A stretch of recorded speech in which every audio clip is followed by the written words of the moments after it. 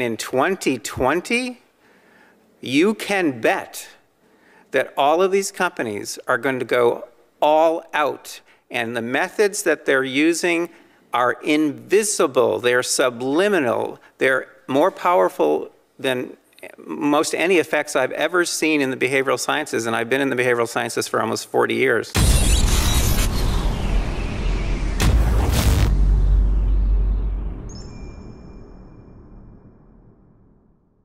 I am indeed Dr. Robert Epstein. The most important thing for you to know about me is that I'm the father of 5 wonderful children.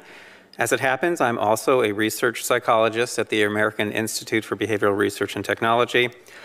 I have been center-left my whole adult life, but I value my country and democracy more than I value any party or candidate.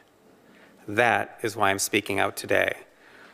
I'm here to explain why Google poses a serious threat to democracy, how monitoring systems can protect us from companies like Google, and how Congress can immediately end Google's worldwide monopoly on search. My plan for ending that monopoly was published just yesterday in Business Week. I've been a research psychologist for nearly 40 years. My PhD is from Harvard, and since 1981, I've published extensively on AI and other topics.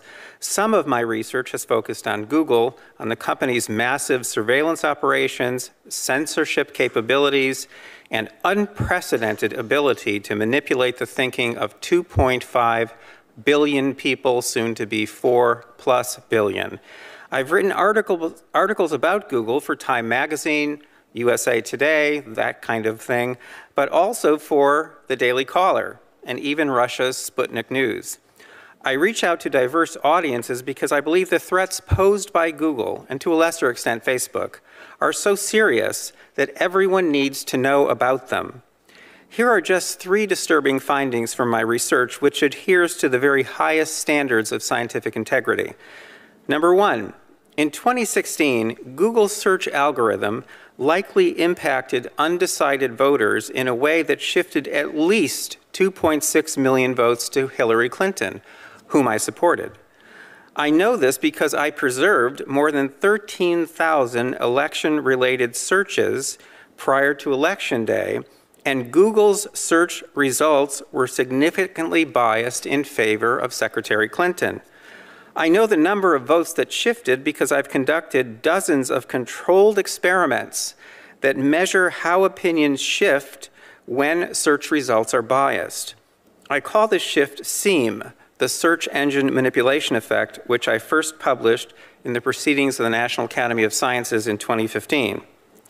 Biased search results can easily produce shifts in the opinions and voting preferences of undecided voters by up to 80% in some demographic groups because people blindly trust high-ranking search results over lower ones. SEAM is an especially dangerous form of influence because it is, in effect, subliminal. It also leaves no paper trail for authorities to trace. It's an example of a short-lived or, quote, ephemeral experience. That's a phrase you'll find in internal emails that have leaked recently from Google. I'm now studying 7 such manipulations like SEAM, and unlike billboards or those Russian-placed ads, these manipulations are invisible and non-competitive. They're controlled entirely by big tech companies, and there is no way to counteract them. Number 2, on Election Day in 2018, the Go Vote reminder that Google displayed on its home page gave one political party at least 800,000 more votes than it gave the other party. That reminder was not a public service, it was a vote manipulation. Number 3, in the weeks leading up to the 2018 election, bias in Google's search results may have shifted upwards of 78.2 million votes spread across many races to the candidates of one political party. This number is based on bias in data captured by my 2018 monitoring system, which preserved more than 47,000 election-related searches conducted by a diverse group of American voters.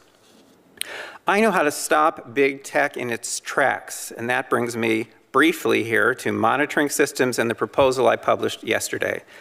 A 2015 phone call from the Attorney General of Mississippi prompted me to start a years-long project in which I have learned how to capture online ephemeral experiences.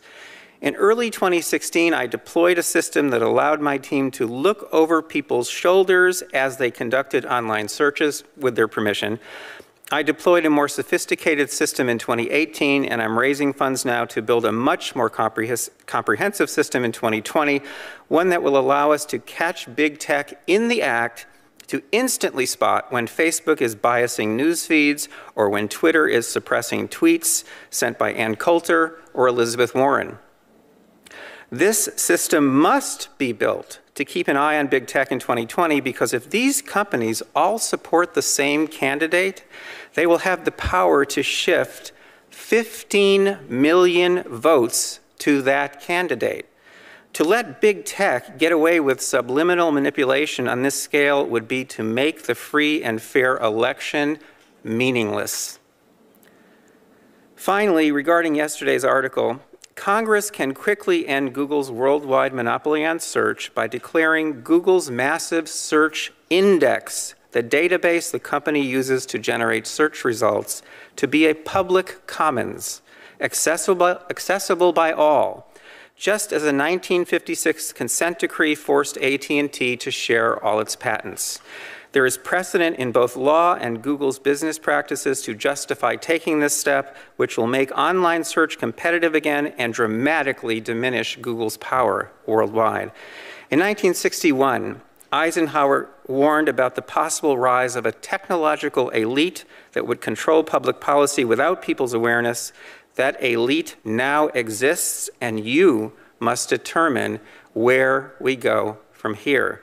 Dr. Epstein, I found your testimony incredibly powerful and incredibly concerning. And if anyone draws news out of this hearing, I would encourage you to review very carefully Dr. Epstein's testimony. And I'd like to take a moment to make clear several things. First of all, as I understand your background, you're not a Republican and nor are you a conservative. Is that accurate? That would be an understatement. And indeed, you're the former editor-in-chief of Psychology Today. Correct. So you're a respected academic. You testified before this committee that Google's manipulation of votes gave at least 2.6 million additional votes to Hillary Clinton in the year 2016. Is that correct? That's correct. And I want to make sure I understand. You personally supported and voted for Hillary Clinton. I was a very strong public supporter of Hillary Clinton, yes. So you're not dismayed that people voted for her, but your testimony is that Google is, through bias in search results, manipulating voters in a way they're not aware of. On a massive scale. And what I'm saying is that I believe in democracy, I believe in the free and fair election, more than I have any kind of allegiance to a candidate or a party. And looking forward, if I understood your testimony correctly, you said in subsequent elections, Google and Facebook and Twitter and big tech's manipulation could manipulate as many as 15 million votes in a subsequent election? In 2020, if all these companies are supporting the same candidate, there are 15 million votes on the line that can be shifted without people's knowledge and without leaving a paper trail for authorities to trace. Now you described the Go Vote reminder, and you said it wasn't a public service announcement, but rather manipulation. Can you explain how? I'm not sure everyone followed the details of that. Well, sure. If on Election Day in 2016, if Mark Zuckerberg, for example, had chosen to send out a Go Vote reminder, say just to Democrats, and no one would have known if he had done this, that would have given that day an additional at least 450,000 votes to Democrats. And we know this without doubt because of Facebook's own published data, because they did an experiment that they didn't tell anyone about during the 2010 election. They published it in 2012, It had 60 million Facebook users involved. They sent out a go vote reminder, and they got something like 360,000 more people to get off their sofas and go vote who otherwise would have stayed home. The point is, I don't think that Mr. Zuckerberg sent out that reminder in 2016. I think he was overconfident. I think Google was overconfident. All these companies were. I don't think he sent that out. Without monitoring systems in place, we'll never know what these companies are doing. But the point is, in 2018, I'm sure they were more aggressive. We have lots of data to support that. And in 2020, you can bet that all of these companies are going to go all out. And the methods that they're using are invisible. They're subliminal. They're more powerful than most any effects I've ever seen in the behavioral sciences, and I've been in the behavioral sciences for almost 40 years. You know, our Democratic colleagues on this committee often talk about what they view as the pernicious effect of big money and big corporate dollars.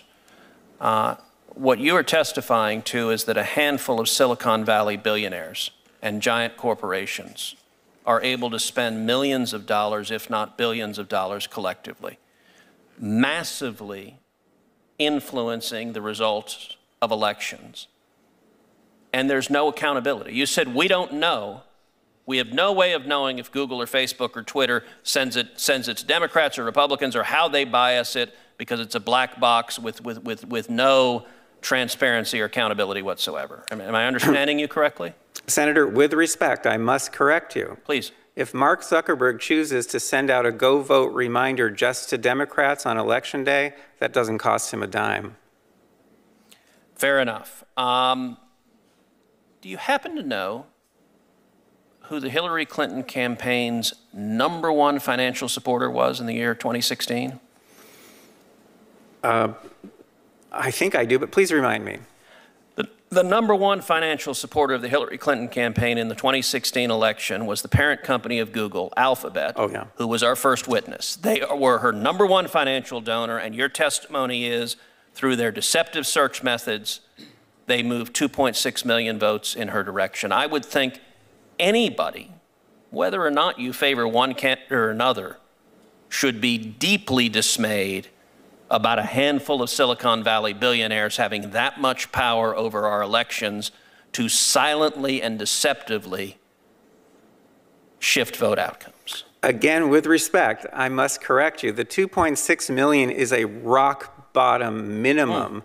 The range is between 2.6 and 10.4 million, depending on how aggressively they used the techniques that I've been studying now for 6.5 years. Wow, could you just say that again, please? The 2.6 million is a rock bottom minimum. The range is between 2.6 and 10.4 million votes, depending on how aggressive they were in using the techniques that I've been studying, such as the search engine manipulation effect, the search suggestion effect, the answer bot effect, and a number of others. They control these, and no one can counteract them. These are not competitive.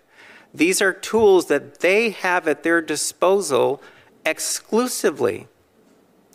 If any headline comes out of this hearing, that should be it. Serving with InfoWars is a great honor, but I still need my morning coffee. And luckily, our break room at the InfoWars headquarters is stocked full of high-quality InfoWars store Patriot Blend coffee.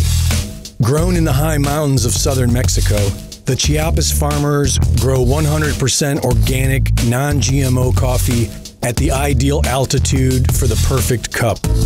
A robust coffee with great flavor and mild acidity. There has never been a more important time to support InfoWars. So if you love coffee, and if you want to fight for freedom, then you can help. Order now at the InfoWars store. Sign up for AutoShip and get your own high-quality supply of Patriot Blend coffee delivered right to your door at NoWorldOrder.com.